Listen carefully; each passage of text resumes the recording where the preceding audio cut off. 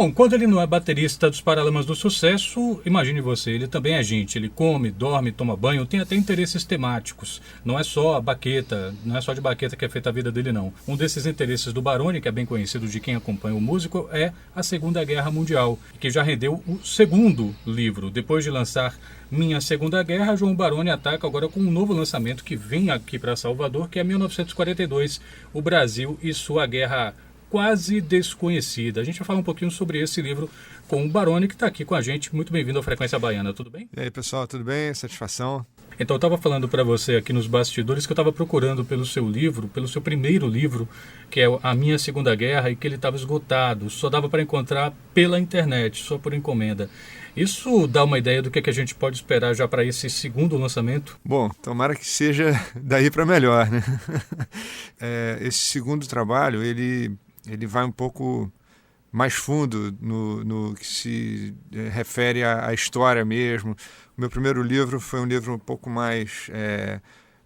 uma narrativa, né? Assim, um livro um pouco mais leve, porque eu, em uma ocasião, fiz uma viagem para Normandia para fazer um documentário sobre os 60 anos do dia D, e aí isso rendeu um livro que é mais ou menos um dia a dia, um diário de bordo dessa viagem, onde eu aproveitei para explicar um pouco esse meu encanto pelo tema, esse meu envolvimento com o tema, e aproveitei para falar que o meu pai era um ex-combatente, que foi para a guerra, teve que largar o violão, pegar no fuzil, ele que não era militar nem nada.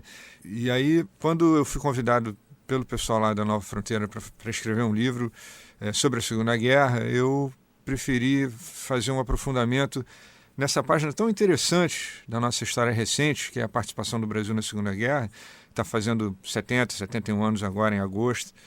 Resolvi topar o desafio de tentar dar um novo verniz para essa história, botar ela numa forma mais pop, numa linguagem de dia a dia, assim, para que todo mundo pudesse entender como foi uma história interessante, né, do nosso país, da nossa gente, né? Engraçado porque quando a gente vai pensar na participação do Brasil na Segunda Guerra, a impressão é quase como se fosse uma piada, assim, em termos correntes. Quando você não é historiador ou uma pessoa que tem um aprofundamento ou interesse já natural por aquele tema. Você ouve Monte Castelo, pensa na música da Legião Urbana ou coisa do tipo.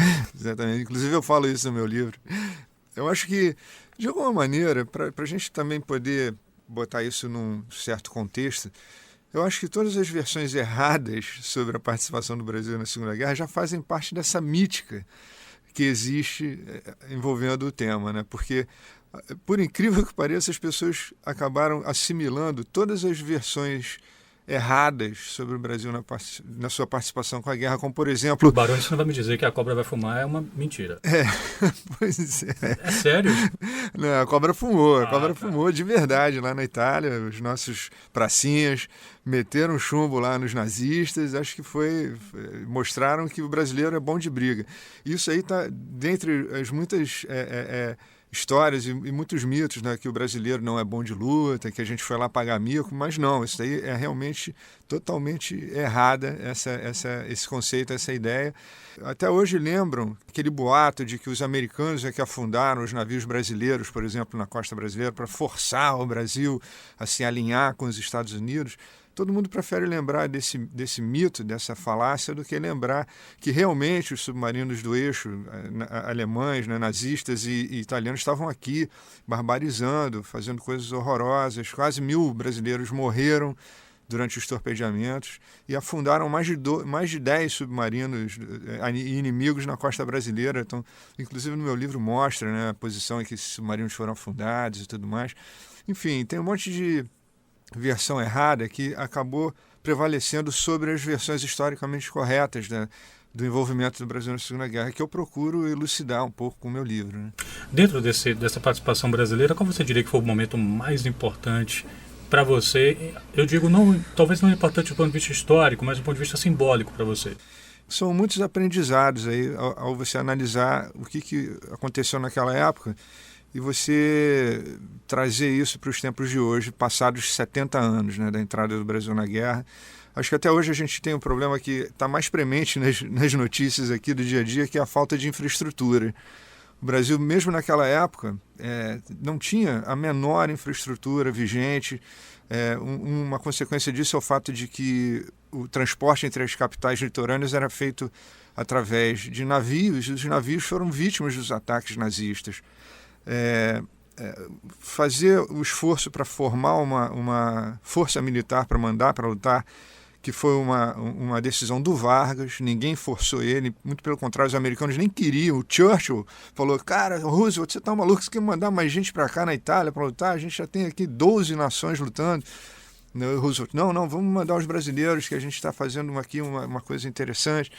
Sim, houve uma barganha política, porém houve um esforço muito grande dos brasileiros em conseguir juntar uma força militar para mandar para lá.